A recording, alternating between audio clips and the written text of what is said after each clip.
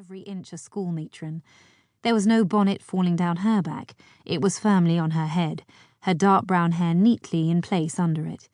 "You know Mrs. McHugh told us to keep away from the cliffs," she said as soon as she reached them.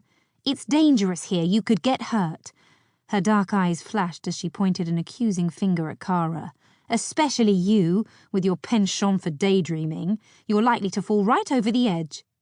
"I was not aware daydreaming was a sin," Kara returned with a sniff, "as opposed to, say, anger or hubris." "Please don't fight today," Rosalyn pleaded, taking both girls by the arm. "It's our last day together. Let's enjoy it."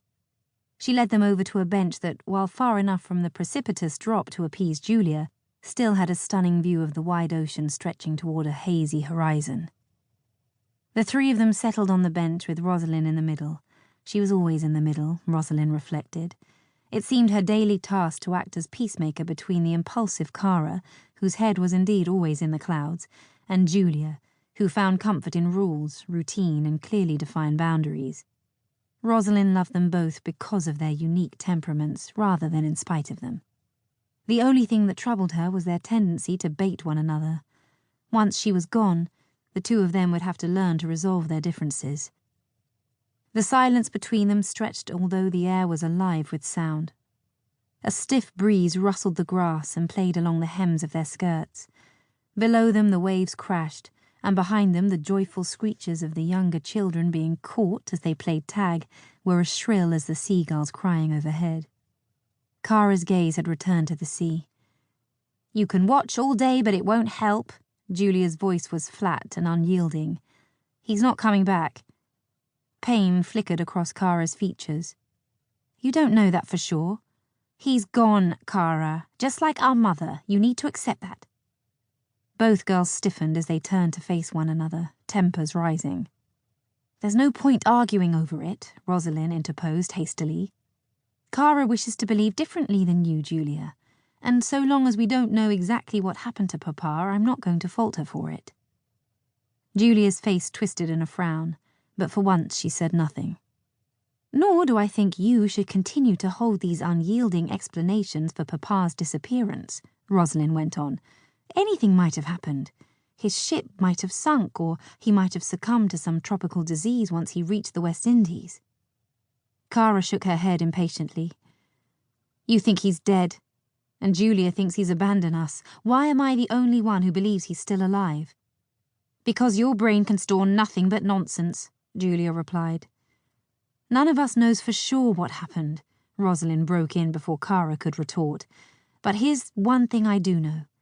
We cannot keep dwelling on the past. We must look ahead.